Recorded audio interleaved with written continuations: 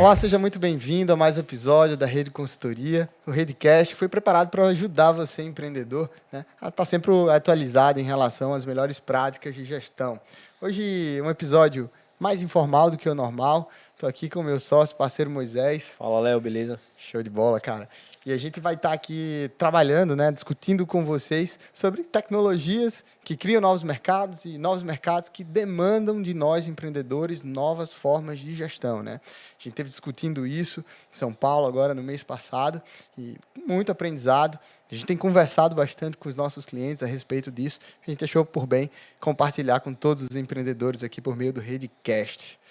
Como que isso tudo começou, Moisés? Fala aí pra gente. Então, acho que a gente pode abordar um pouquinho como que a gente chegou, né, a ser parceiro da Startse.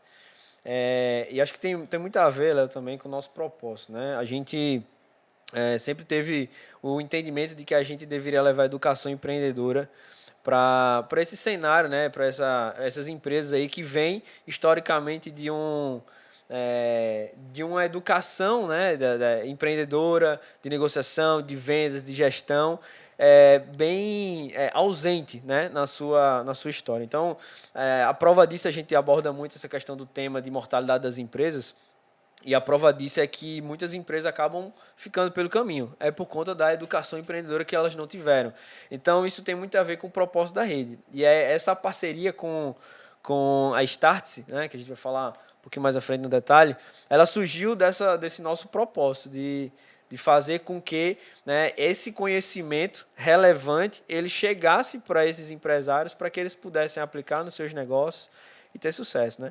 Isso surgiu, na verdade, lá em novembro de 2021, né? Não foi agora, a gente vem costurando isso já há bastante tempo. A gente, na verdade, surgiu de uma dor, né? Como sempre. A gente tinha lá na empresa, né, para compartilhar aqui com a nossa audiência, sempre uma visão de compartilhar, né, os nossos resultados com mais pessoas, né? Então a gente pensou, quem seriam as melhores pessoas para que a gente pudesse compartilhar? Compartilhar para multiplicar, né, Moisés? Compartilhar para multiplicar, exatamente, né? Então quem seriam essas melhores pessoas? Seriam sócios, né? Então sócios é quem está ali com você, tá mais próximo de você ali, né? Na verdade, o time inteiro, mas os sócios são aqueles que estão ali que estão muitas vezes até, de certa forma, se sacrificando mais, né? Para poder entregar algumas coisas. E a gente falou, poxa, por que não abrir a possibilidade, né, de parte do nosso time, aqueles que tiverem os melhores resultados, aqueles que são os melhores em relação à adesão da cultura, né, que nós temos, por que não torná-los sócios? Então, essa dor fez com que a gente procurasse, né, algum programa que pudesse nos ajudar a implementar o modelo de partnership, né? O modelo de partnership, para quem não sabe, é implementar uma sociedade de uma forma compartilhada. É um programa que possibilita, né, com que os melhores colaboradores, e aí entenda por melhores, aqueles que tiverem maior adesão à cultura, ao jeito da tua empresa, né, de tocar o negócio, e que tenham maior performance também, se tornem, no caso, sócios da empresa, terem a possibilidade, terem a faculdade de poder comprar ali, né, Moisés, uma participação. E aí, eu tenho certeza que esse episódio de hoje vai ser riquíssimo para você que está nos ouvindo, né? Essa premissa de trazer essas conversas, de todo o monitoramento de mercado que a gente faz, é uma ideia de mais uma forma da rede de agregar valor para você, empreendedor. E aí, Moisés, eu lembro que, resgatando a história que você vinha contando, que a gente tinha essa necessidade, né? A gente tinha uma necessidade de ter pessoas, e eu acho que esse é um desafio da nova economia. Hoje saiu, inclusive, no boletim da Startse, né, esse desafio que as novas empresas estão tendo com a geração Z e de mantê-las engajadas, né, de que algumas pessoas, a gente escuta isso de alguns clientes, né, elas, poxa, participam ali, trabalham por 2, 3 meses em um negócio e acabam por não estarem conectadas com o propósito daquela empresa, elas acabam tomando a decisão de partir em busca de outra coisa. E, assim como a gente sentiu isso lá atrás, eu tenho certeza que muitos dos nossos clientes, muita da nossa audiência também sente isso. Né? Diz assim, poxa, como fazer para gerenciar melhor os sonhos dessas pessoas? Eu acho que o programa de partnership ele cai como uma luva. Então, né? Foi daí que a gente começou toda essa busca de que entidade, que empresa de educação corporativa poderia nos ajudar, foi quando a gente chegou na Startse. Isso foi lá em novembro, né? Como eu falei, em novembro de 2021, a gente tinha essa necessidade, então a gente encontrou um programa que chama Cultura e sociedade. Partnership, cultura e sociedade, na verdade. Então, a gente contratou esse programa. Em 2 dias, nós vivenciamos um pouco, né? Participamos do programa e conseguimos, durante mais de 12 meses seguidos, né? Subsequentes, aplicar 100% do que nós visualizamos lá no programa. Então, assim, a gente viu na prática o benefício, né, as entregas que eram feitas e o benefício que a gente teve com essa participação. Então, a gente implementou acordo de sócios, hoje a gente tem um acordo de sócios, hoje a gente sabe... Robusto, né? Diga-se de passagem. A gente aumentou a nossa governança, né? Hoje nós somos 5 sócios na empresa, temos a expectativa de ter um número crescente de novos sócios, então a gente precisava aumentar a governança, né? Então, já deixando até uma dica aqui para o pessoal que está cogitando, talvez, então, não tenha sócios sem aumentar a sua governança. Aí pode ser um erro que você venha cometer, então, acho que eles andam em paralelo. O desejo de ter novas pessoas na sociedade, é necessário que você eleve a governança. Então, a gente conseguiu ver isso na prática. E a gente veio implementando isso a ponto de a gente concluir esse processo, né, e criar também os critérios, né, que isso é o que realmente importa no final. Criar os critérios para novos sócios assumirem. Então, são critérios simples, básicos, mas que a gente consegue, assim, olha, essa pessoa está pronta para, se ela quiser, ela se tornar sócia da empresa. Então, hoje a gente tem já oferta isso, e a gente acaba também dando uma perspectiva de longo prazo para quem está com a gente. Para esses colaboradores acabarem se engajando, né, com o propósito, entenderem a visão de longo prazo da empresa e se conectar com ela. E aí, isso refletiu em muitos processos internos nossos, né? Como fruto desse processo de educação todo, além do acordo de sócios, né, que o Moisés comentou aqui, que foi muito bem, inclusive elogiado por advogados posteriormente, que a gente fez como fruto desse trabalho, como fruto desse curso, né, desse processo de educação, houve também a implantação de alguns rituais de gestão, né, implantação de OKRs, avaliação de desempenho junto a colaboradores, né, de uma forma formal, como conduzir esse processo de avaliação de desempenho, tanto em avaliações em termos de adesão à cultura, implantação de uma cultura de feedback, desenvolvimento de one-on-one, rituais de apresentação de resultado e tantos outros rituais de gestão da nova economia que a gente conseguiu incorporar na rede depois que a gente rodou esse programa executivo. Acho que você falou aí muitos termos, eu acho que até vale a pena a gente fazer um episódio específico sobre o partnership, não seria o intuito agora, né, mas puxando um pouco esse gancho, acaba que é inevitável a gente falar sobre como surgiu essa parceria, mas tudo que Lau acabou falando aí, né, a gente acabou implementando, isso tem sido benéfico para a nossa gestão. Mas aí, só para finalizar o ponto da história, né, como que a gente chegou, a gente conseguiu ver isso na prática, viu que era uma entrega muito boa, a gente conseguiu aplicar e a gente foi costurando esse contato com eles a ponto de, no início desse ano, no primeiro semestre, a gente firmar uma parceria, né, para integrar as nossas soluções, as soluções da Startse com as soluções da rede, né? Então, a gente conseguiu... a gente hoje consegue possibilitar para o nosso corpo de clientes e para os empreendedores, para a nossa audiência, né, esse acesso mais facilitado para quem deseja ter esse conhecimento do agora, né, que é o que a Startse acaba entregando, né, nos seus programas, e que a gente entende que há muita sinergia com que a gente... com a nossa visão também. A gente está falando aqui bastante sobre Startse, só para colocar todo mundo na mesma página. Startse é uma plataforma, né? É um hub de educação executiva voltado para trabalhar essa questão do conhecimento do agora, que é um pouco do que a gente vai tratar no episódio de hoje. Mas é bom falar sobre o conhecimento do agora, né? Já que você falou aí, conhecimento do agora, porque o que acontece? Às vezes a gente entra num curso de graduação, ou numa pós-graduação, numa especialização, que a gente está vendo conteúdos que foram escritos a década de 90, por exemplo. Por autores lá da década de 90, e que hoje já existe um outro modelo que foi criado na economia, que a gente chama de nova economia, que é difícil você conseguir implementar isso na integralidade. Então, a gente precisa buscar novos conhecimentos. Por isso que eles se colocam como a plataforma que entrega a gestão e o conhecimento do agora. É aquilo que o empresário precisa para tocar o seu negócio hoje de forma Maravilha. Eu acho que vale a pena, sim, Moisés, a gente fazer um episódio só sobre isso. E aí, já validando se faz sentido para você, se você tem alguma dificuldade em relação a como lidar com sócios, se vale a pena ou não vale a pena ter sócios, que cuidados eu preciso ter, que tipo de cláusula é importante. Já vai comentando aí no chat, entra em contato com a gente aí nas redes sociais, mas esse episódio ele vai sair. Mas hoje, a gente vai falar, Moisés, sobre novas tecnologias, né, que estão criando novos mercados. E, como você falou, os empreendedores que estão tentando, ou que tentarem, né, utilizar técnicas e modelos de gestão do passado para gerir empresas nessa nova economia, é algo que simplesmente não se aplica. Né? E foi algo que a gente viu assim, com muita clareza, com muita ferramenta, e a gente vai transmitir para vocês alguns dos pontos que foram, no caso, trabalhados nessa formação executiva que estivemos lá em maio. Então, o mote é esse, né?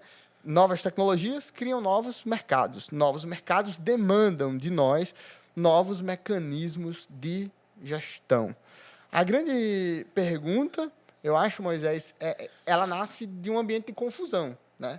Porque, assim, quando a gente basta abrir as redes sociais e a gente vai ver. Então, tem mentor disso, mentor daquilo, dizendo para o empreendedor, cara, você tem que acordar cedo, você tem que fazer exercício físico, você tem que entender de marketing, você tem que entender de marketing digital, mas dentro de marketing digital você tem que entender de tráfego pago, você tem que entender de anúncio, você tem que entender de copy, de design, enfim, inteligência artificial, vai para a área de finanças, você tem que entender um pouco disso.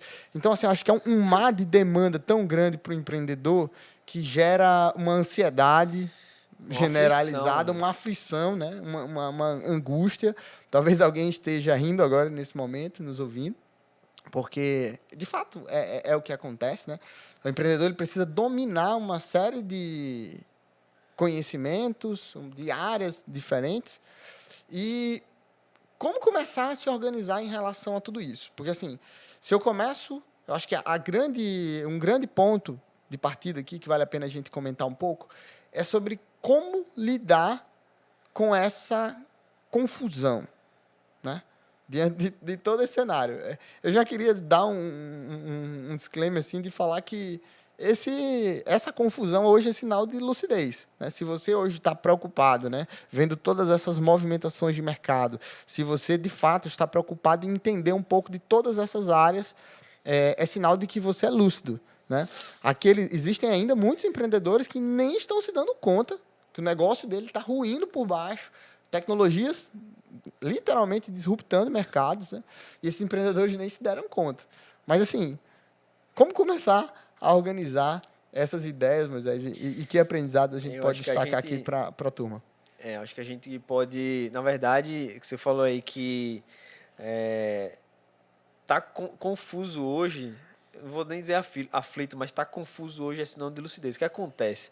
Antigamente as empresas, eu já falo antigamente, parece que foi antigamente, foi ontem, mas a gente já acaba tendo um horizonte de tempo, considerando um horizonte de tempo enorme. É como se tivesse participado de outra era, né? Exato. Tipo assim, na era do passado, dos nossos pais, o que acontece? Hoje você fazia a gente trabalha com consultoria, né? Você faz um planejamento estratégico. O que a gente aprendeu de planejamento estratégico, a gente tem que fazer planejamento estratégico para 5, 10 anos. Né? Ou para 3 anos, né? 1 ano. Beleza, você pode até fazer, né? Mas a conjuntura, né? As novas tecnologias, que é a raiz, entre aspas, vou falar, não seriam dos problemas, né? Mas das soluções, e nesse caso o problema é bom. Então, as novas tecnologias elas estão tocando o terror, vamos falar no popular, né? Estão tocando o terror. Então, quando você olha para isso, você não consegue mais planejar 3 anos. Eu vou falar por uma experiência própria na rede. A gente encontra algumas dificuldades de entender o que é que vai acontecer daqui a 6 meses. Sim. É muito difícil, porque tem coisas acontecendo de todos os lados e elas vêm para interferir, influenciar a sua tomada de decisão, o seu planejamento. E aí, só aumentando esse ambiente de aflição, né?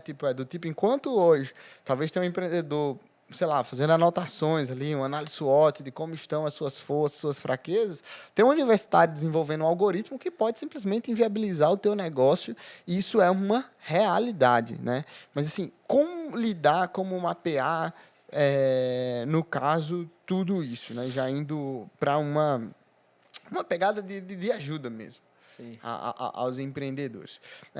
Um tom muito... Um conceito que, assim, particularmente, Moisés, eu acho que isso foi um dos grandes marcos, né? Para mim, em relação ao Executive Program, você pode trazer a tua visão, foi a aplicação, meio que, em termos de ferramenta mesmo, do conceito de ambidestria organizacional, né? É de tipo, a gente sempre falou sobre isso. Precisamos ser ambidestros. O que é ser ambidestro? Eu preciso cuidar do meu presente sem abrir mão do meu futuro. Eu preciso dar Construir no conta. futuro, né? Eu preciso, né, a analogia que é sempre feita, eu preciso arrumar o avião com ele em pleno voo. Eu preciso trocar o pneu do carro enquanto ele está rodando. Ou seja, enquanto eu estou no dia a dia, no fogo, na fogueira, eu tenho que construir a minha empresa no caso do amanhã, né? E para mim trouxe muita lucidez sobre como eu posso operacionalizar essa ambidestria organizacional de uma forma, vamos dizer assim, com método, né? De uma forma assertiva.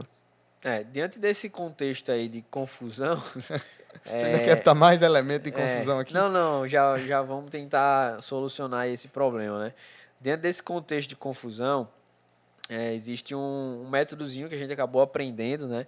Que de certa forma a gente acabava aplicando, mesmo que empiricamente, mas que a gente entendeu que tinha existia um conceito por trás, né? E uma lógica por trás disso, né? Então, como é que a gente poderia aqui, uma coisa que aconteceu na prática, né? A gente, depois que participou do programa, a gente parou e disse, tá, vamos lá. O que é que a gente consegue fazer dentro desse contexto de ambidestria? A gente precisa fazer o hoje e construir o amanhã ao mesmo tempo?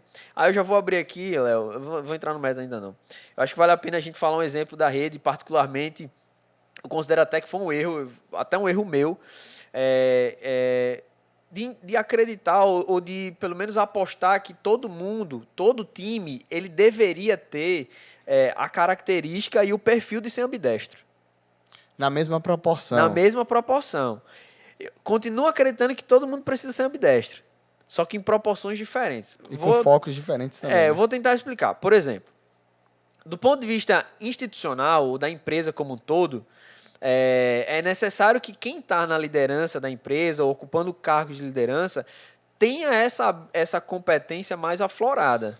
Ele precisa ter o entendimento do que ele deve fazer para manter e garantir o que tem hoje, ao mesmo tempo que ele tem que ficar olhando para o amanhã e dizer, tá, onde é que eu vou, o que é que eu vou fazer, qual caminho eu vou seguir. Se eu seguir nesse caminho, como é que vai estar minha empresa daqui a tanto tempo? Né? E seja o líder da empresa ou seja o líder de alguns departamentos ou áreas da empresa. Então, o líder, de certa forma, ele tem que ter essa competência mais aflorada.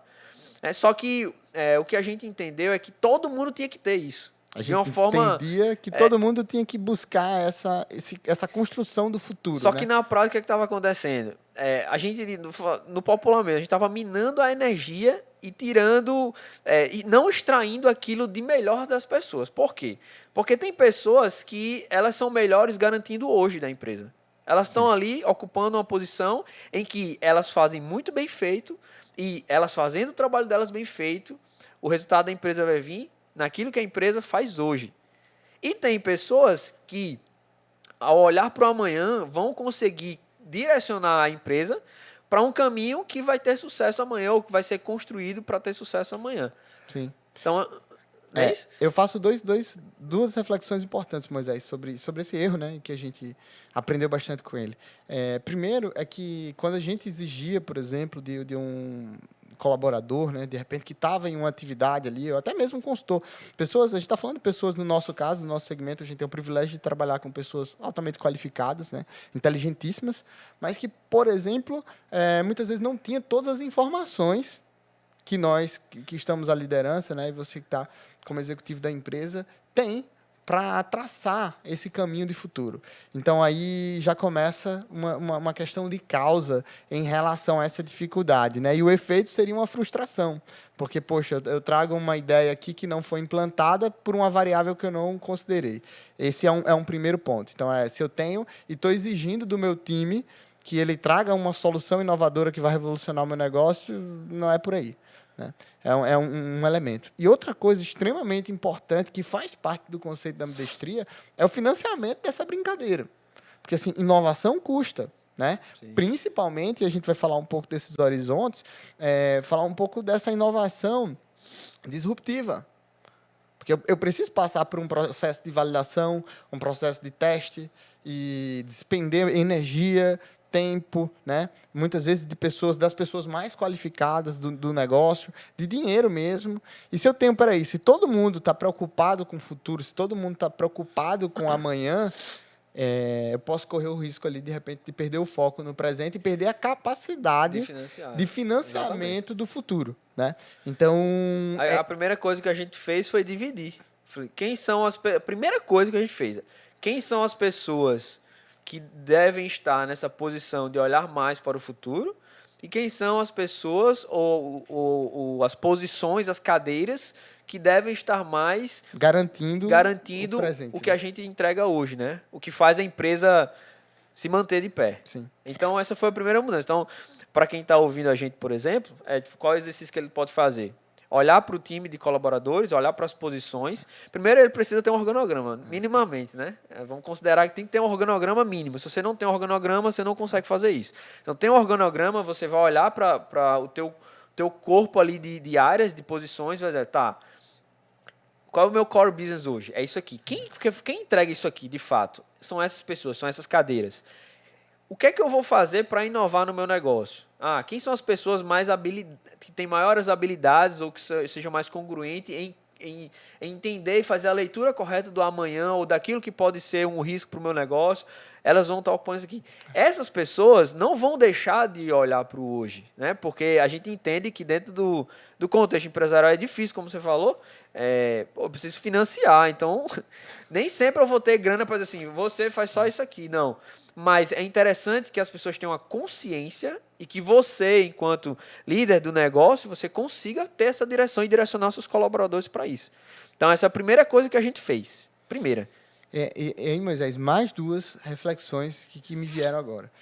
Primeiro, da real necessidade, acho que isso evidencia ainda mais, né? Porque, assim, talvez alguém esteja ouvindo e esteja pensando, poxa, mas eu não tenho alguém. Por exemplo, no nosso caso, a gente meio que dividiu isso, né? Entre nós. Eu não tenho alguém que eu confie, de certa forma, para fazer essa divisão. Talvez eu precise de um sócio, talvez esteja alguém pensando isso nesse momento. Falou do sócio, né? Mais uma evidência de que a gente precisa ter esse episódio para tratar sobre essa questão de cultura e sociedade, né? E uma outra pegada, que eu acho que é uma dica super valiosa também, e aí quando o Moisés trouxe assim, olha, hoje eu continuo tendo o entendimento de que todas as pessoas, elas precisam dividir o seu tempo entre presente e futuro, mas com um foco diferente. Quando você exige o futuro, vamos dizer assim, disruptivo de quem está no hoje, é uma coisa que não vai acontecer, você só vai gerar frustração. Mas é um time que, sim, precisa estar trabalhando, por exemplo, a melhoria contínua de uma forma muito forte. Essa inovação incremental, né? Então, poxa, eu tenho um consultor que está atendendo um cliente, sim, ele precisa todos os dias acordar e dormir pensando em como que ele pode fazer para entregar mais valor, gerar mais transformação para o cliente, fazer com que o cliente tenha mais competitividade. Isso é inegável, né? Mas ele não precisa e não pode, né? E aí esse é a grande sacada, não deve ter o peso de trazer, por exemplo, um horizonte de luz de todo o negócio, né? Não significa dizer que não possa partir dele. Isso pode acontecer, né? Até porque, e são exemplos e mais exemplos que a gente tem no empreendedorismo, né? De alguém que está lá na ponta e que consegue, de repente, dar uma dica ali que muda um produto e, mudando aquele produto, gera um direcionador de receita, no caso, muito forte. Mas aí, Léo, nesse caso aí, acho que a gente, nesse momento, já pode entrar no método. Vamos voltar lá para o início, né? Vamos lá. Então, o que acontece? Dentro desse... Beleza, estou num ambiente ambidestro, né? E eu preciso, de alguma maneira, materializar isso. Tá, como é que eu faço para olhar o hoje e o amanhã? Existe um métodozinho, né, que... Eu vou falar aqui de método dos horizontes, digamos assim. O que você pode fazer? A gente tem o horizonte 1, o horizonte 2 e o horizonte 3. Né? Qual a diferença entre eles? E aí, à medida que for falando aqui, a pessoa pode até ir avaliando. Enfim, a gente já fez essa lição de casa na rede. Então, o que é que seria? O horizonte 1 é aquele horizonte que a gente chamou de fazer o core business, né? Que entrega o core business. Ele garante a sustentabilidade da empresa hoje. E quando a gente vai olhar o que é que ele deve... Qual é o foco dessa ação do horizonte 1? São ações voltadas para aumentar a margem do negócio e são ações voltadas para melhorar processos. Foi aquilo que você falou agorinha. Como que eu faço para melhorar processos e para aumentar a margem? Ponto. Daquilo que eu já entrego hoje. Então, vamos lá. Escritório de arquitetura. Como é que a gente poderia fazer para melhorar processo e aumentar a margem? Show de bola. Fala aí do... Eu acho que essa ferramenta, Moisés, ela é extremamente valiosa, tá? Porque ela põe ordem nessa confusão que a gente mencionou no início do episódio, né? Poxa, muita informação. Então, por exemplo, a gente consegue organizar todas essas informações em horizontes de tempos, em horizontes temporais distantes. E cada horizonte de tempo, né, só agregando ainda mais o que Moisés trouxe, ele vai gerar para nós, enquanto executivos, enquanto empreendedores, ações também distintas, né? E aí eu tenho o primeiro horizonte, que você falou aqui, né, o H1, poxa, é o hoje, o que é que eu estou fazendo hoje, qual que é o meu core business, o que é que eu entrego, tá? E que tipo de as preocupações nesse horizonte de tempo, no agora, elas são muito palpáveis. Eu sei o que eu tenho que fazer hoje. O empreendedor que está nos ouvindo agora, ele sabe exatamente quais são vários. Ele poderia parar agora e listar várias melhorias que ele precisa fazer no negócio dele. Quando a gente vai para um H2, né, falando, por exemplo, do próximo passo, a gente está falando, sei lá, de elementos competitivos que provavelmente esse empreendedor ele vai ter que implementar nos próximos 2 anos, no próximo ano, por exemplo. Muitas vezes de soluções que já existem no mercado, que já foram validadas e que é o próximo passo natural competitivo dele. Na verdade, o H2 é uma ampliação do negócio dele. Uma ampliação de algum produto, de algum expansão, serviço, né? É uma expansão. Ela, na verdade, aquelas ações que estão no horizonte 2, que é o horizonte do meio, né, são ações voltadas... você tem o risco, né, de implementar, é um novo negócio, é algo... por mais que seja ali...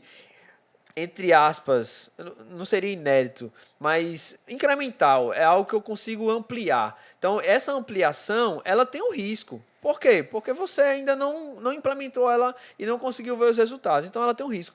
Mas é um risco que é previsível, né? O retorno desse resultado, melhor dizendo, ele é previsível. Então, dentro do H2, são ações que, diferente do H1, que é o que garante o teu negócio hoje, o H2 ele amplia o que o teu negócio é hoje. Com isso, ele traz um certo uma vantagem nível competitiva, de risco, né? Ele traz um certo nível de risco, mas você tem um retorno previsível disso aí. Mas é um risco calculado, né? Vamos assim dizer. Por quê? Porque geralmente é uma utilização de algum tipo de tecnologia, um método de expansão que já tem algum tipo de validação no mercado. Alguém já fez isso. A gente não está falando ainda, né, de algo disruptivo, né, que algo que destrói um segmento, um mercado para construir uma nova forma de fazer as coisas. E é louco, Moisés, falar isso. Enquanto eu dava aqui essa... Eu me lembrei da economia de Joseph Schumpeter lá atrás, né? Que ele trazia esse conceito da inovação e que o que a gente está trazendo hoje aqui é simplesmente materializando isso com um instrumento, com um mecanismo de gestão, com a possibilidade de você, empreendedor, parar hoje, tá, o que é que eu faço com isso, né? Então, vou mapear tudo que vai acontecer aqui nesse mercado, nesses 3 horizontes de tempo. Mas, sem perder aí o fio do exemplo que você me pediu, né? Sei lá, se a gente pegasse um escritório de arquitetura, né? Como que a gente poderia exemplificar esses 3 horizontes de tempo e que tipo de novas tecnologias poderiam gerar que tipos de mudanças nesse negócio? No horizonte 1, eu diria que seria uma melhoria pontual em um processo em específico, né? Então, imagina que para elaborar um projeto, por exemplo, robusto, assertivo, eu tenho um processo de medição, onde um arquiteto ou algum auxiliar vai até a casa do cliente ou escritório e faz medições ali. E eu tenho um escritório de arquitetura e eu sei que eu preciso melhorar esse processo. A pessoa que está indo está fazendo medições erradas ou ela não está levando em consideração algum tipo de detalhe. Isso está me gerando alguns problemas na fase de acabamento, de implantação. A gente está falando de uma melhoria pontual que vai gerar um benefício real para o cliente, mas nada além disso, né? Falando aí algo no campo de melhoria contínua mesmo. No H2, aí a gente já pode elencar, por exemplo, seria o empresário arquiteto olhar para o mercado e entender, poxa, os melhores escritórios de arquitetura do Brasil e do mundo, que tipo de soluções eles estão usando? né? Mas não, poxa, já existe software, por exemplo, e hardware, né? Algum tipo de equipamento, para aumentar absurdamente a precisão disso. Então, por exemplo, eu vou fazer um determinado projeto em um software específico, em um formato de arquivo que a indústria moveleira, por exemplo, vai ler e vai, entre aspas, só imprimir aquele móvel, né? O cara entende a linguagem, ela é padronizada com o fornecedor e você ganha muito tempo, ganha ali, por exemplo, um fator competitivo gigantesco. Você é mais prático ainda. Eu, enquanto consumidor, semana passada, eu queria trocar a mesa lá de casa, né? Ainda quero. E aí eu queria trocar a mesa, colocar um espelho lá diferente e tudo mais. Aí o que é que eu fiz? Eu baixei um software, não lembro agora o nome dele, acho que é Home, alguma coisa assim, em que no celular mesmo, não era nem no computador. Eu baixei um aplicativo, na verdade. E aí eu conseguiria, da hora que eu baixei, eu já consigo, de forma gratuita, eu consigo ter ali um plano básico e eu consigo colocar o modelo da mesa que eu quero, com o espelho, uma luminária, dentro da metragem que eu quero. Então, eu crio o cômodo. Usando a câmera Eu posso filmar com a câmera e ele mesmo faz a medição, ou eu mesmo, como eu já tinha feito a medição, eu fui lá e coloquei na mão, digitei realmente o tamanho. Ele criou o tamanho do cômodo, que era a sala. Entendi. E aí eu fui escolhendo se eu quero mesa redonda, se eu quero mesa quadrada, mesa retangular, qual o tamanho da mesa, qual a espessura. Tudo eu coloquei aqui. Então, assim, um escritório de arquitetura, pegando esse exemplo aí, né, que eu acabei de lembrando, coisas que estão esse H2, H2, ele é incremental, ele está ampliando. Como que você faz, por exemplo, como que o escritório de arquitetura faria para entregar talvez o projeto de uma forma mais rápida ou para o cliente ter uma experiência melhor? Coisa que ele ainda não... Outro exemplo que me veio, Moisés, então, de repente, utilizar um software para que o arquiteto possa gravar um vídeo como se estivesse dentro do projeto do cliente, entendeu? Mostrando com realidade virtual, né? Apresentando aquele projeto e fazendo o cliente se sentir... A gente está falando só de tecnologias que já existem, que podem ser aplicadas naquele negócio para amplificar o resultado daquela empresa. Eu acho que são excelentes exemplos aí para o H2. Tem um risco, vai colocar um óculos lá de realidade aumentada, que você vai conseguir visualizar o ambiente e tudo mais. Tem um risco? Tem. Mas é um resultado que você consegue, de alguma maneira, prever que aquele resultado vai ser positivo. Aquele retorno daquele projeto vai ser positivo, vai ter aceitação, porque já existe no mercado isso. Então, esse seria o Horizonte 2, desculpa. E o Horizonte 3 é algo que é inédito para o negócio. O que é que a gente vai olhar dentro desse Horizonte 3 que é inédito, tá? É algo que é desconhecido para você, para o seu negócio. O seu negócio ainda não faz, o seu segmento ainda não pratica, ninguém ainda talvez esteja vendo, né? E que é inédito. No futuro ou a longo prazo, olhando, talvez não a longo prazo, a curto prazo, seja algo que vai revolucionar o teu negócio. E mudar completamente a forma na qual as pessoas consomem o teu produto e serviço, né? Só que ele traz também uma alta incerteza. Porque é algo inédito. Você vai implementar algo inédito. Você não tem certeza do resultado daquilo. Mas é algo que pode... Isso é uma vantagem competitiva muito grande, é algo que pode te colocar à frente dos teus competidores. E aí, nesse horizonte de tempo, empreendedor, é como se você fosse colocar, tá, aquelas coisas que para você hoje parecem extremamente viajantes, mas que você também não pode desprezar. Você precisa estar de olho naquilo. Eu vou seguir nesse exemplo do escritório de arquitetura, mas para facilitar o entendimento, mas imagina, por exemplo, a gente está muito forte a temática do IA, né, da inteligência artificial, principalmente depois aí da explosão do ChatGPT. E quando a gente olha, hoje a gente já vê músicas sendo fabricadas com inteligência artificial, né, imagens, vídeos e tantas outras coisas. Então, assim, pro empreendedor desse segmento de arquitetura tá pensando, e se amanhã a inteligência artificial, né, se eu subir, por exemplo, fazer um upload da minha planta baixa, responder para a inteligência artificial, né, qual é o meu estilo, alguns tipos de variáveis, e eu não tenho dúvida alguma, talvez isso já esteja perto do Horizonte 2, né, de que simplesmente o projeto ficar ali, enfim, pronto, sem a necessidade de um profissional de arquitetura. Aí talvez quando a gente tira o profissional de arquitetura da jogada, aí sim talvez configure um H3, né? Ah, é algo que vai... Ah, Leonardo, mas eu acho que isso aqui vai demorar para chegar na minha região. Poxa, será? Acho que o ponto aí do H3 que você precisa ter em mente é algo que, beleza, tem uma chance de não pegar no mercado, né? A própria Apple lançou recentemente, né, o Vision Pro, que é esse óculos de realidade aumentada. Já é uma tentativa. A Samsung fez isso lá atrás no Samsung S7. A Google tentou, de certa forma, um tempo atrás, popularizar o uso desses óculos de realidade aumentada. Não sei se você lembra, Moisés. Eles chegaram a comercializar kits com papelão e, enfim, com pouquíssimo recurso para dar acesso às pessoas em relação a isso. E, de certa forma, isso ainda não se pegou como se esperava, né? Mas, assim, ao mesmo tempo, a gente não pode fechar os olhos para isso. E aí eu acho que esse lugar, o H3, né, é um lugar em que o empreendedor vai colocar coisas que ele acredita que pode afetar o negócio dele de uma forma substancial, que existe ainda um grau de incerteza muito grande, né? Mas que não pode ser simplesmente descartado. Eu acho que a gente consegue organizar bem essas caixas para colocar essa confusão toda em ordem. Aí, beleza, a gente falou sobre os horizontes, né? Horizonte 1, 2 e 3, horizonte 1, core business, manter, melhorar a margem, processo, horizonte 2 é ampliação, tem o risco? Tem, mas é um risco calculado, é um retorno previsível, e o horizonte 3 é aquilo que é inédito, talvez promova uma reinvenção total do teu negócio ou do teu segmento, né? E que tem um alto índice de incerteza. Então, esse seria o resumo dos 3 horizontes. Beleza, como é que eu faço? Como que eu consigo separar os 3? Qual o tempo que eu tenho que alocar? Qual o recurso? O que eu vou fazer? O que a gente aprendeu lá no programa, né?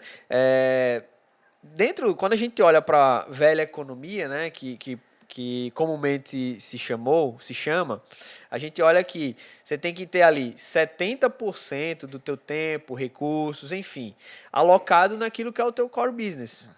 Então, você que é empreendedor, qual o exercício que ele tem que fazer? Eu tô dentro de um negócio, eu tô dentro de um segmento, de um mercado que é tradicional, ou aquele mercado que sofre muita disrupção ou sofre muita inovação. Se eu estou dentro de um mercado mais tradicional, o que é que eu tenho que fazer? Poxa, isso tudo que a gente falou vai acontecer? Sim, a tendência é que isso aconteça, mas a um ritmo mais lento, né? Aqueles negócios que estão mais expostos à tecnologia, tudo que a gente acabou falando aqui, ele vai acontecer, só que no ritmo mais rápido, né? Mas então, assim, quando eu estou num negócio que é tradicional, eu vou alocar 70% do tempo, dos recursos, naquilo que é o H1, horizonte de curto prazo. É o meu core business. Vou fortalecer o que eu já sou hoje, o meu negócio, as minhas linhas de negócio. Eu vou usar ali 20% do meu tempo, dos recursos, para o H2 e apenas 10% para o H3. Por quê? Porque esse caminho é gradual. Tá, mas eu estou exposto a um ambiente que sofre muita inovação. Aí o que a gente vai fazer? Eu não vou aqui assumir percentuais, né? Que eu não vou arriscar colocar esses números aqui, mas o que a gente poderia falar? Se você está num mercado que está exposto a muita inovação, você precisa olhar para o H2 com mais cautela, com mais cuidado e dizer assim, olha, esse H2 aqui é o ponto de inflexão do meu negócio. Não vou deixar de fazer o que eu faço hoje, não. Vou continuar fazendo aquilo que a gente falou lá no início, separa as pessoas que vão tocar o hoje, mas olha para quem vai assumir a posição e a liderança de estar olhando para aquilo que vai trazer um risco para o negócio ou para as oportunidades que você está vendo. Esse é o H2. Esse ponto de inflexão faz com que o H2 esteja mais próximo das ações lá do H3. Então, na prática, coloca uma pessoa focada em ampliar as tuas entregas, as tuas soluções, os teus produtos, para que a partir daí você tenha oportunidade de talvez entrar num cenário 3, no horizonte 3 e começar a disruptar o teu próprio negócio ou o próprio segmento que você atua, entendeu? Esse projeto de Redcast é incrível, Moisés. Você estava falando aqui, minha cabeça estava explodindo aqui de ideias e de insights para a gente trazer dentro dessa jogada. De uma forma muito prática, você acabou de dar uma aula aqui em relação à execução dessa ambidestria. O principal indicador é a agenda do executivo. Cara, para agora e olha a tua agenda. Tem mais pendência, fez até um post no LinkedIn sobre isso, né? Inspirado nessa temática. Tem mais pendência ou tem mais tendência? Quantos por cento do teu tempo, e aí é só você olhar a tua agenda da semana passada, do mês passado, quantos por cento da tua agenda foi dedicada a questões do passado, a questões do presente e a questões do futuro? Já começa por aí, né? Então, se você está, enquanto executivo, enquanto empreendedor, mergulhado, e isso, de certa forma, virou até um discurso batido, mas que precisa ser falado, né, Moisés? De que, certamente, sua empresa corre um risco, né? Precisa ter um olhar, no caso, para Na um prática, futuro. eu cheguei a fazer isso. Quando nós saímos lá, eu cheguei a fazer isso. Eu olhei para a agenda, peguei lá 10 atividades. Falei, tá, das 10. Naturalmente, aquilo que a gente falou da liderança, né? Dentro do conceito de ambidestria, a liderança ela tem que estar mais voltada para olhar para o futuro, né? Eu tenho que ter um peso maior para o futuro. Então eu comecei a olhar, eu fiz na prática isso, peguei 10 atividades, falei, tá, dessas 10 atividades, quais atividades que está alocada naquilo que é tendência do nosso negócio, que é tendência da rede. Ah, beleza. E quais atividades que estão para resolver pendência, problema, coisa do hoje. Então, eu cheguei a fazer obviamente promovi alguns ajustes na agenda. Então, hoje minha agenda está muito mais voltada dentro da divisão que a gente acabou fazendo, né, do entendimento que a gente teve, que aplicamos isso. Eu estou muito mais voltado a olhar para o futuro, né? Léo está muito mais voltado a entregar o hoje, né? Entregar eficiência, né? Entregar eficiência, exatamente. Show de bola. E aí, Moisés, outra coisa, outro insight que você falou há pouco, dizendo o seguinte, olha, o empreendedor que está nos ouvindo, ele precisa parar e pensar, será que meu negócio hoje, ele está operando mais numa velha economia ou numa nova? E eu acho que faz sentido a gente trazer elemento para guiar essa decisão. Porque, assim, muito cuidado ao fazer essa análise, né? Eu acho que principalmente a depender do ambiente que você está e da mentalidade que você tem, você pode chegar a uma conclusão muito rápida, porque é mais confortável, é mais cômodo, de que, meu negócio opera numa velha economia. Tá? Então eu estou, abre aspas, protegido. As pessoas sempre vão ter demanda por esse tipo de produto ou serviço. E aí eu já queria pode dar ser um grande erro. Aí, se você parte desse pressuposto, você pode estar cometendo um erro, mas um erro abissal.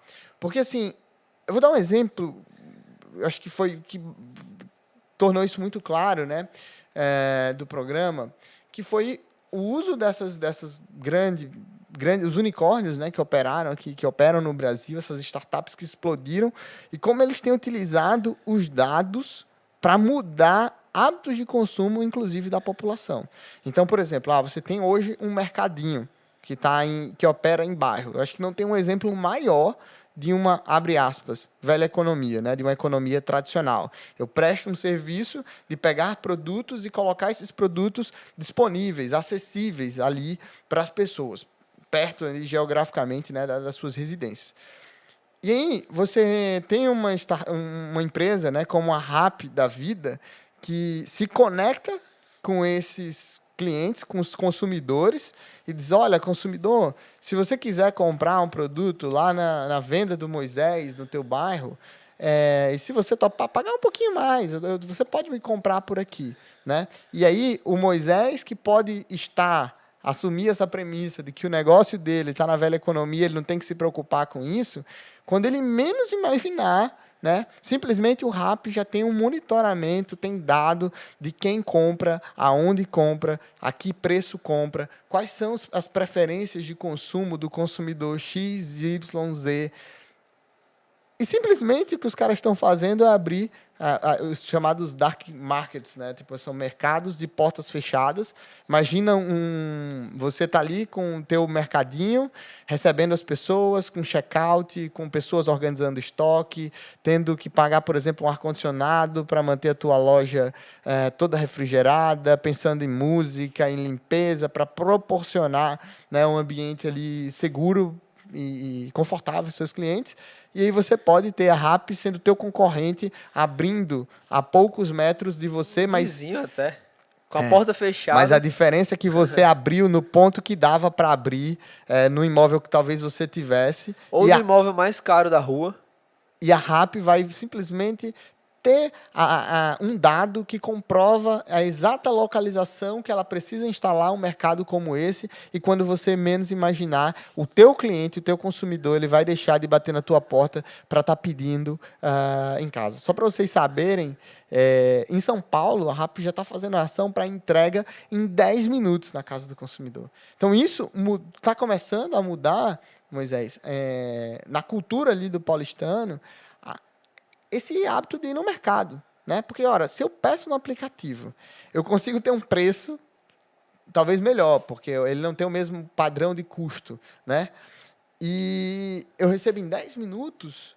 Para que eu preciso estar indo no mercado? E aí você que estava lá no mercadinho com a mente fechada de dizer, olha, não, meu mercado é da velha economia, isso aqui não vai chegar, as pessoas vão ter que continuar comprando. Você percebe que o mercado ele continua existindo, mas a forma de gerir do passado, ela já não mais cabe diante desse novo modelo. A forma de servir também. A forma de servir as pessoas. Eu morei quase 5 anos em São Paulo e isso gera uma... Eu vou ser bem sério, é uma comodidade de você pedir pelo aplicativo. E olha que, dependendo da região que você mora, do bairro, você tem supermercados muito próximos. Você anda a pé poucos quarteirões, ou até um quarteirão, dependendo. Mas você começa a se habituar a fazer um pedido pelo aplicativo, sentado no seu sofá, e aí a campanha toca 10 minutinhos depois e você recebe o produto que você quer. Então, na verdade, aquilo que a gente falou da mudança do comportamento dos consumidores, os novos mercados. Os novos mercados estão gerando mudança no comportamento dos consumidores e não sou eu que tenho um mercadinho que vou conseguir vencer isso, porque isso mudou no cliente, no consumidor. Né? Quem está ouvindo já sabe, pode já estar percebendo mudanças no seu cliente, na forma do seu cliente consumir ou dele querer o seu produto. Mas, Léo, o que você estava falando, eu estava pensando aqui, as armas, elas são desproporcionais. Sim. São desproporcionais. O mercadinho lá, ele não tem o dado do que a pessoa compra, a hora que compra, ou o dia da semana que compra. Mas aí que tá, Moisés. Eu acho que o empreendedor ele precisa começar a mudar essa mentalidade, porque por muitos anos esse dado ele foi produzido dentro da casa dele e ele não registrou. Entendeu? Então, eu tenho esse mercadinho há 20 anos. Quantos consumidores entraram aqui? Entende? Onde que eles moram? Um outro exemplo muito, muito claro. O que é que os clientes fazem? A minha mãe é um exemplo muito clássico disso. Ela frequentava um certo supermercado da região e ela sempre, todo dia estava lá. Todo dia ela comprava, todo dia ela comprava, todo dia ela comprava. Num desses movimentos de inovação, esse supermercado, vamos assim dizer, esse mercado local, ele emitiu um crédito. Um cartão de crédito de bandeira própria e tal, com limite baixíssimo, não lembro agora, mas era baixíssimo. Resultado, ela usava aquele limite, por exemplo, rapidamente estourava, e por muitas vezes eu via ela deixar de comprar no próprio mercado, porque o limite do cartão, não bateu aqui, vou pagar amanhã para liberar e amanhã eu compro, um exemplo. Então, você impedia o aumento de ticket internamente, ou seja, não era um concorrente externo que estava bagunçando, né? É você mesmo que está zoneando a coisa. Ele tinha o dado lá dentro, mas não fazia nada com ele. Não tinha conhecimento. Entendeu? E aí, se você está ouvindo e não tem dado no seu negócio, já é um alerta, né? Tipo assim, os negócios da nova economia, e aí eu diria, Moisés, que todos os segmentos, não tem segmento que escape a isso. Precisa ter dados, né? Precisa entender para onde está indo o comportamento do seu consumidor.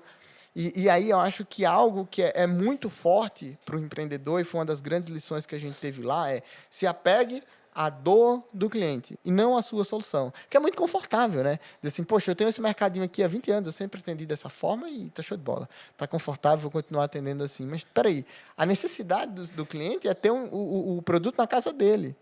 Se não é com você, vai ser com o outro, mas a necessidade, ela tá lá, e são muitos exemplos, né, que a gente pode explorar, mas eu acho que já deu para a gente, enfim, fixar esse ponto. Aí você pega o iFood, mesma pegada, com as dark kitchens, né, eu consigo coletar ali dado de todos os usuários, e é diferente. Nunca que o mercadinho do fulano de tal, do José, ele vai ter dado para chegar, por exemplo, para a Nestlé e dizer, vamos fazer uma ação de Kit Kat, eu garanto que eu vou vender 10 mil Kit Kats ou 100 mil Kit Kats em 10 minutos, em 30 minutos.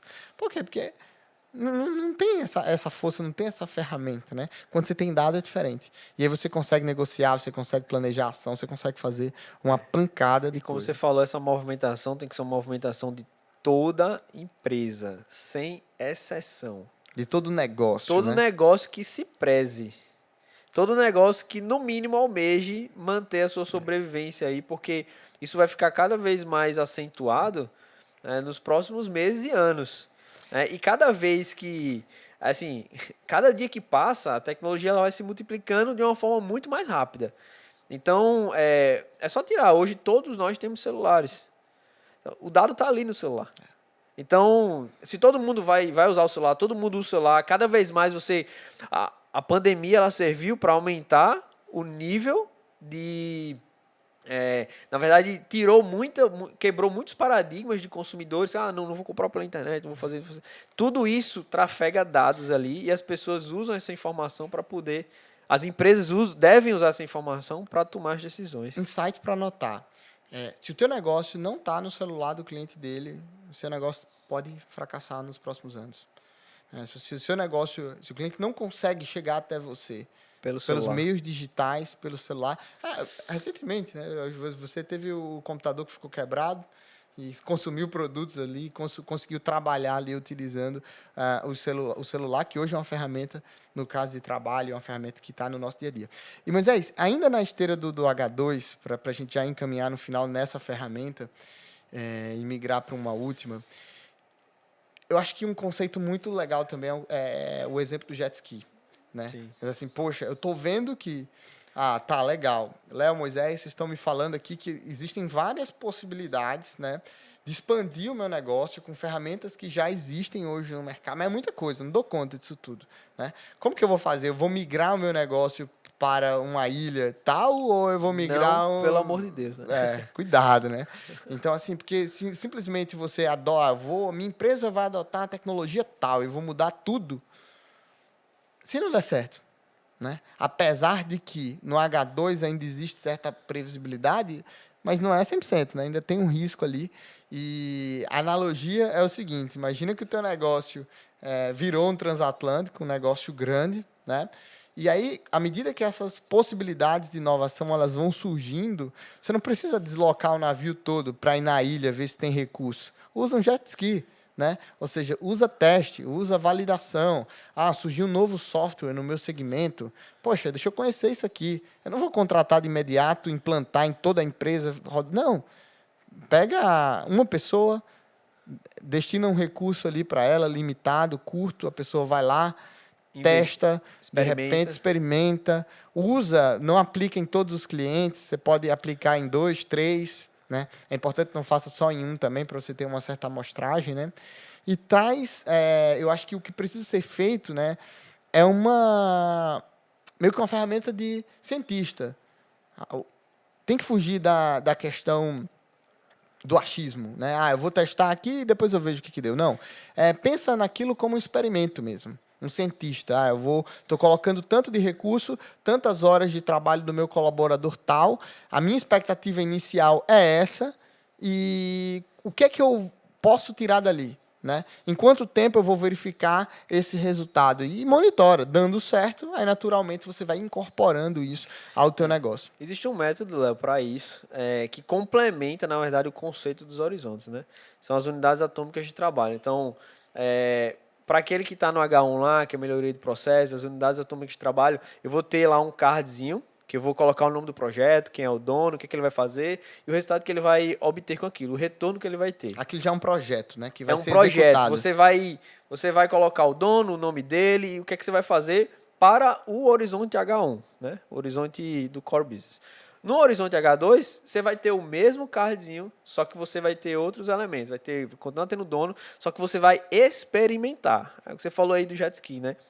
Eu vou lançar um jet ski lá, vou investigar, vou Explorar. entender o que está acontecendo, vou explorar um pouco e vou trazer aquilo ali para saber se aquele projeto... Vou fazer um protótipo, um piloto, vou testar uma hipótese e aí eu volto para cá. Foi validada a hipótese? Foi validada. Então eu vou agora construir o meu produto, o meu serviço, a minha solução. Né? Então isso aí seria a fase do experimento. E a outra unidade atômica de trabalho seria para o cenário para o horizonte H3, que aí é o mesmo card, só com outros elementos, que você vai conseguir investigar aquilo que está inédito ainda para o teu negócio. Então, o que é inédito? Dentro, usando aquele exemplo lá do escritório de arquitetura que a gente falou, né?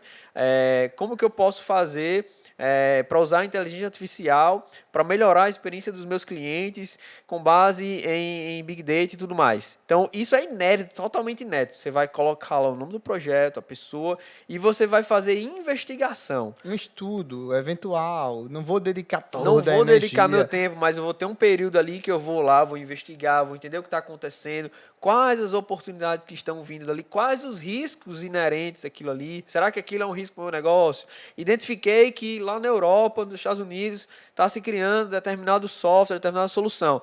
O que é que isso pode provocar? Como que isso pode impactar o meu negócio? Você vai investigar isso. Se você entende que isso vai te trazer um impacto, seja positivo ou negativo, você vai trazer isso para o H2. Você vai dar um pouco mais de atenção. E aí você vai fazer já alguns experimentos para, de alguma maneira, implementar isso no seu negócio. Colocar algum recurso, mandar algum colaborador, fazer Exato. teste, experimentar cliente. Da investigação vem para a experimentação. E da experimentação, você validou, isso vai se tornar um projeto, um processo. Aí você vai melhorar o processo e tudo mais depois que já está implementado. Perfeito, Moisés. A gente já está caminhando aqui para o final. É um papo que rende aqui, né? Se a gente tem bastante pano na manga, mas a gente quer ser extremamente objetivo e passar na veia, né, o que vai fazer diferença aí no teu negócio. Eu acho que algo interessante, Moisés, também para a gente explorar, questões relacionadas a licenças competitivas, né, licenças para competir. Quando a gente... E aí, traduzindo, falar sobre vantagens competitivas. Eu lembro que lá, na época da graduação, né, eu tive a experiência de ser professor universitário e era um dos críticos em relação a estar ensinando coisas que foram escritas na década de 90 a partir de observações feitas... Em 90. Ou até antes. Ou antes, entendeu? Então, tipo, algo que é no mínimo questionável. Naturalmente, algumas técnicas bases, né, são preciosas para hoje. No sentido de garantir o mínimo ali, né? Você falou, um organograma, uma instrução de trabalho. Não é que isso não se aplique, mas é que a gente não pode se limitar, no caso, a isso.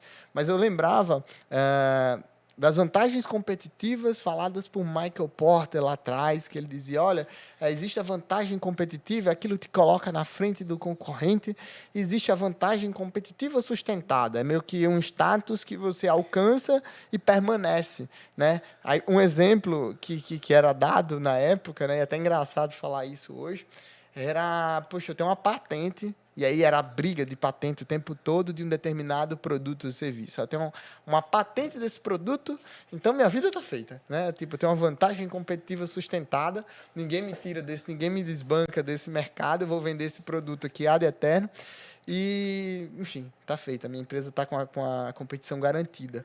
E aí a gente, mais uma vez, né? Tipo, com o avanço da tecnologia, meio que existe um processo de democratização desse processo inovativo. Porque aí você vê que não só são os mesmos players que estão lançando essas inovações e gerando disrupções no mercado, né? Cada vez mais, gente, cada dia que passa, as tecnologias elas vão ficando mais acessíveis, né? Então, a gente olha, por exemplo, o próprio ChatGPT, né? Saiu de uma empresa, a OpenAI, que não foi a Google que lançou isso, não foi a Meta. A Meta vinha falando de metaverso, né, mas acabou enviesando para um lado que não resultou nisso. Veio de uma empresa que ninguém esperava. Veio de um lado que ninguém esperava. Como que isso atualizou, Moisés? Dá uma clareza aí sobre como observar o mercado e entender quais são as licenças, assim, quais são as formas de entender se a minha empresa é competitiva ou não. Na verdade, como que isso se atualizou, eu posso falar isso. Gradualmente, de repente, as coisas aconteceram, né? O que é isso? Gradualmente, elas vêm acontecendo. Sem parar. Você acha que é de repente. Né? É natural que a gente... do nada surgiu isso. Não, Mas não alguém foi do estava nada. trabalhando nisso há um Gradualmente, aí qual é a grande importância aí? O empreendedor está identificando os sinais. Então, beleza, gradualmente teve um avanço aqui, gradualmente teve outro. Quando você junta todos esses sinais, aí cria o de repente. Você acha que foi de repente. Não, gradualmente, de repente, as coisas aconteceram. Então, olhando para essa questão, como isso chegou a esse ponto, né, a gente pode usar esse conceito. Mas falando um pouco das licenças, né, as licenças do negócio, todo negócio tem sua licença. Poxa, o que é isso? Né, você vai dividir ela em três partes. Licença para operar, licença para competir e licença para vencer. Né? Licença para operar, basicamente, é aquilo que você, né, não pode deixar de ter. Você tem que ter aquilo ali para você minimamente manter tua empresa de pé, manter tua empresa entregando as soluções que ela entrega hoje. Ponto. É meio que um fator que habilita para. É tipo, para você ter um estabelecimento comercial, você precisa ter um alvará de funcionamento. Um exemplo. Uma licença para operar. Para que eu possa vender, por exemplo, um determinado produto, eu tenho que ter uma autorização da Anvisa. Uma autorização, sei lá, do que quer que seja, né? Eu tenho uma licença para operar, eu tenho uma outorga, eu tenho uma autorização de algum órgão para, dentro de um conjunto de leis, poder operar em determinado mercado. Até aí a gente não tem vantagem competitiva nenhuma. Eu tenho uma autorização para, né? Isso. Aí você vai olhar para a licença para competir. Como que eu faço para, de alguma maneira, me diferenciar do mercado minimamente? Eu estou ali competindo. Eu posso competir no preço, tendo um preço mais, seja ele com estratégia de diferenciação ou com estratégia de custo, por exemplo. Estratégia de diferenciação, eu vou apresentar o meu produto, o meu serviço de uma forma diferente. Um exemplo clássico, né? A caneta Montblanc e a caneta Bic. Todo mundo conhece. Então, estratégia de diferenciação. A Montblanc usa estratégia de diferenciação. Ela não precisa vender milhares de canetas. Ela pode vender uma caneta. Ela está se diferenciando. Quem usa Montblanc é porque quer isso, aquilo, outro. Tem necessidades diferentes. Necessidades diferentes. E a caneta Bic, estratégia de custo. Eu vou comprar a caneta Bic porque ela é barata e ela resolve o problema que é de escrever. Ponto. Então, quando você olha para licenças para competir, é isso. O que eu vou fazer, qual a estratégia que eu vou usar para conseguir competir com os meus concorrentes ali dentro do meu mercado. Eu acho que uma forma legal de observar isso, sabe, Moisés, é olhar para o mercado concorrente. O que o meu mercado está fazendo e está aplicando? Então, se você tem um elemento que não é meio que regulatório, não é regido por legislação, mas que todo mundo faz, se você não fizer, você está fora, filhão. Entende? Então, se eu opero no supermercado, todos os meus concorrentes estão com ar-condicionado para dar comodidade para o meu cliente. Se eu não tiver, daqui a pouco eu estou antiquado, eu não tenho licença para competir, eu tenho licença para operar. Alguém autorizou, eu tenho um CNPJ, eu emito o cupom fiscal, eu vendo. Mesmo sem ar-condicionado, tem gente que visita o meu estabelecimento. Mas enfim... Mas se eu quiser competir de igual para igual, ou minimamente ter ali um fator diferenciador... Eu tenho que ter isso, né? Então, é uma pegada... essa licença para competir é muito mais por exemplo. mercadológica. Estacionamento, segurança, comodidade. E aí, eu acho que o grande pecado, né, dos empreendedores é olhar... muitas vezes eles são bons nesses elementos competitivos, né? E aí, quando você pergunta qual que é o principal punch do teu negócio, né? Qual que é a tua principal vantagem competitiva? Por que eu deveria contratar e comprar na sua empresa e não no concorrente? A gente, não, porque eu tenho qualidade. É um exemplo, né? Não, se você não tiver qualidade, você nem compete, né? Então, ou seja, é o empreendedor, o pecado é o empreendedor adotar como se fosse uma licença para vencer aquilo que é meramente uma licença para competir, né? É algo mediano, é algo que todo mundo faz e isso é dinâmico, tá? Algo que já foi um diferencial competitivo, eu vou exagerar para ficar claro o conceito. Há um dia, nem todo mundo aceitava débito e crédito. Um exemplo, né? Um dia, nem todo mundo tinha maquineta que possibilitava o pagamento por aproximação, com o smartwatch, por exemplo. Hoje é estranho. Você Né? não tem uma maquineta que Não não tem. tá Outro dia eu cheguei numa loja, quando eu fui tentar pagar com o Apple Watch, não aceitava. Eu fiquei constrangido. Peraí, vou ter que ir lá no estacionamento, vou buscar minha carteira Entende? Existe uma... Sair sem pagar, né? Aí você pode fazer que o cliente desista da compra, né?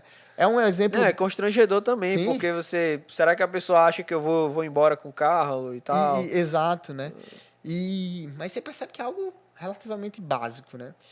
Quando a gente vai para licença para vencer, aí sim, aí essa é tipo, o que é aquilo que eu faço que ninguém mais faz, né? O que é que eu tenho que ninguém mais tem?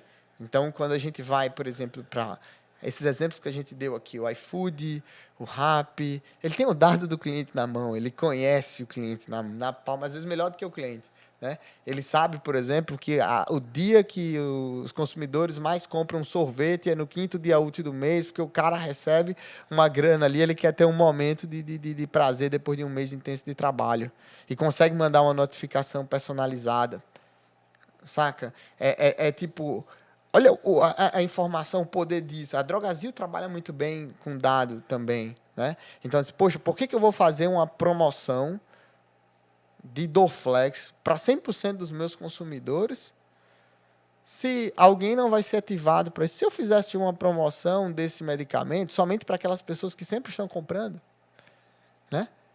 Eu consigo aumentar o volume porque eu estou direcionando uma ação comercial, né, para a pessoa certa e não estou perdendo receita por estar fazendo um desconto horizontal para quem não precisa desse desconto. Ou para quem não vai ser, digamos assim, não vai ser deflagrado, né? Não vai ser, enfim, estimulado a comprar por esse desconto. Mas, obviamente, aproveita e acaba comprando mais barato. Então, parar também e refletir nesses 3 elementos. Para competir, se você tem uma empresa, certamente você tem. Se você não tiver, você pode também fechar a qualquer momento. Né? Se estiver operando sem autorização de vigilância sanitária, é um risco de ruína. Né? É um exemplo disso. Quais são as licenças para competir? O que é que o meu segmento está fazendo? E aí, nesse momento, olha a referência nacional. Não fica olhando só no seu entorno. Olha uma referência internacional. Participar de feira. Né? Às vezes falta repertório para os empreendedores. Né? Ele não faz porque ele nunca viu aquilo. Uma viagem, por exemplo, para uma feira, eu julgo ser fundamental para qualquer empreendedor. Né? Uma feira internacional, sabe o que movimentações... Quais as tendências, né? É. Deixa eu sair um pouquinho das pendências e ir um pouco para as tendências. E assim, Moisés, não tem desculpa hoje, né? Não tenho recurso para ir. Quantos e quantos influenciadores digitais, por exemplo, viajam, participam dessas feiras, divulgam conteúdo, como a gente está divulgando aqui, de uma forma gratuita, de uma forma acessível. Basta querer e ter método para. Né? Eu acho que ter uma curadoria é extremamente importante. Né? Então, poxa, quais são? Tem um excesso de informação. Quais são as informações que, de fato, eu vou consumir no meu dia a dia? Vai lá, marca favorita no teu Spotify, né, no Redcast, coloca lá, ativa as notificações para você receber uma mensagem assim que sair um novo episódio. A Starts, né, tem um podcast incrível também, eu estou acompanhando sempre, falando dessas tecnologias. São formas de você, no caso, continuar conectado com todo esse ecossistema. Léo, ainda dentro desse ponto, eu acho que é importante falar uma coisa. Tem empreendedor que às vezes se apega ao que... eu tenho uma licença para vencer, eu tinha uma licença para vencer e eu acho que isso aqui eu vou continuar vencendo. Não existe mais vantagem competitiva. Na verdade, nunca existiu vantagem competitiva sustentada. Na hora que alguém consegue superar ela, se você consegue, você tem a vantagem competitiva, outro competidor vem atrás, consegue fazer, você vai ter que fazer outra. Então, assim, tem empreendedores, a gente acaba conhecendo alguns deles, que se apegam não, esse meu negócio eu entrego assim, o síndrome de Gabriela, assim, né? Eu nasci assim, eu cresci assim. E vai morrer assim. E vai morrer assim. Infelizmente a gente fala isso, mas... pesar, né? Assim, não... mas assim, o que ele tem que fazer? Poxa, isso era uma força para você. Só que você tem que fazer a leitura certa para entender que essa força acabou virando um peso. E esse peso você tem que eliminar. Senão você não consegue crescer. É o exemplo das agências bancárias, né? Então, tipo, poxa, eu tenho uma agência, um banco que tem agência em todo lugar do Brasil. Era a força antes. Era, e agora é um peso. A Caixa, por exemplo, a Caixa, eu tenho agência pluvial, obviamente que isso tem uma ação social e tudo mais, Claro. mas, enfim, ela é bastante pulverizada, eu acho que hoje é o banco que tem o maior número de agências, mas hoje virou peso. Se você tem uma agência hoje com o advento dos bancos digitais... Custo, um passivo gigantesco, enquanto você pega esses bancos digitais voando, Então, podendo ofertar coisas para o cliente. Isso é para o empresário, para o empreendedor refletir que aquilo que era força para o negócio dele, pode ser que hoje esteja se tornando o seu principal peso. E uma coisa que a gente aprendeu, e aí já para encerrar, que eu acho que a gente vai ter que gravar outro episódio para falar sobre as outras coisas. Quando você tem esse peso, você anda mais lento, né? E tem um provérbio que diz que quando você viaja de mala vazia, você viaja mais rápido. Quando você anda de mala vazia, você anda mais rápido. É só você colocar uma mala e fazer o teste aí. Quando você viaja de mala vazia, quando você caminha de mala vazia, você caminha mais rápido. Então você tem que eliminar esse peso rapidamente. E aí, Moisés, eu acho que nesse momento vale a pena voltar lá naquele método dos 3 horizontes que a gente falou e colocar um horizonte adicional, que é o horizonte -1, né? Que é o tipo assim, o que é que eu preciso parar de fazer urgentemente? E detalhe, talvez esse parar de fazer seja algo que gere receita para você hoje. Obviamente que a gente não está falando de uma ação que vai tirar a sustentabilidade financeira do teu negócio ou que vai reduzir de forma absurda a tua energia. Mas talvez hoje, dentro do teu portfólio, exista um produto ou serviço que não faz sentido você estar vendendo mais. E você já sabe disso e às vezes postega, no caso, essa decisão. Né? Então, olha para a tua agenda também e o que é que eu tenho que parar de fazer amanhã, por exemplo. De entregar de solução. Se isso está atrapalhando eu continuar crescendo, olhando para o meu negócio, olhando para os horizontes, para o 2 e para o 3, né? Enfim, quem viaja de mala cheia, viaja mais devagar. Quem viaja de mala vazia, viaja mais rápido. Uau. Vamos continuar esse bate-papo aí. Foi top. Estou bem feliz com o resultado aqui do que a gente conversou hoje aqui. Eu tenho certeza que vai ajudar muita gente. Muitos dos nossos clientes e muitos dos empreendedores que nos acompanham aqui na Comunidade Rede.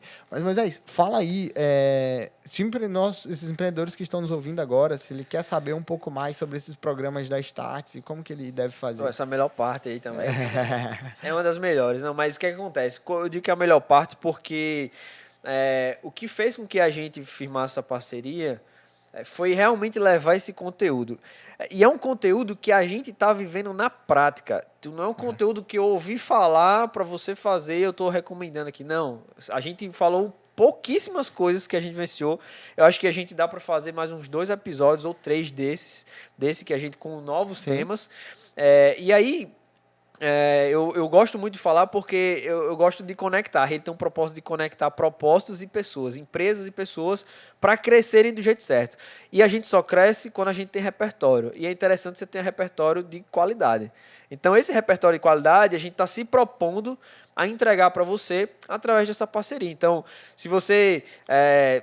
entender um pouco do que a gente falou, se você tem dúvidas também, se você entende que de alguma maneira esse conteúdo pode te ajudar, ou um conteúdo que está envolvido, que tem vários conteúdos envolvidos nesse cerne que a gente abordou aqui, tem um QR Code aqui na tela, você pode apontar a câmera do seu celular, ou mesmo olhar na descrição do vídeo aqui, acessar. Se você tiver alguma dúvida, a gente está aqui à disposição, né, Léo? Todo o time para fazer uma curadoria com você, para te orientar, para tentar fazer um diagnóstico para entender que momento está o teu negócio, talvez até te ajudar de alguma maneira a desenhar esses horizontes, e dizer assim, olha, desenhamos esses horizontes para você, seria interessante que você consumisse esse tipo de conteúdo que vai te ajudar a destravar algumas coisas aí no teu negócio. Então, vai ser um prazer absurdo, um prazer enorme para a gente poder ajudar você com esse tipo de conteúdo, levando você a acessar esse conteúdo de qualidade, que é o que a gente está conseguindo vivenciar aqui na rede. Maravilha. E se você não segue a rede ainda nas redes sociais, nos siga lá, Leonardo Rede, Moisés Rede.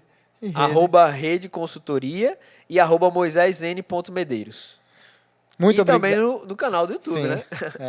Tem um canal do YouTube também que a gente acompanha, né? Alguns acompanham pelo YouTube, outros pelas plataformas de streaming, Spotify e tantas outras. E é isso aí. Obrigado você que esteve com a gente até agora. Se você esteve até agora com a gente no episódio, significa que você está curtindo bastante esse conteúdo. Não deixa de ativar as notificações, isso é importantíssimo, né? Para que a gente possa fazer com que essa mensagem chegue a cada vez mais empreendedores. Se inscreve no canal, dá o joinha, compartilha, comenta, isso é bem importante para a gente. Obrigado. Dá o feedback aí E pra dá o gente. feedback também, né? Do que está fazendo sentido, de que dica você conseguiu implantar. Isso vai ser ouro aí para que a gente possa melhorar cada vez mais e entregar mais valor para o seu negócio. Obrigado pela audiência e até o próximo episódio. Valeu. Valeu.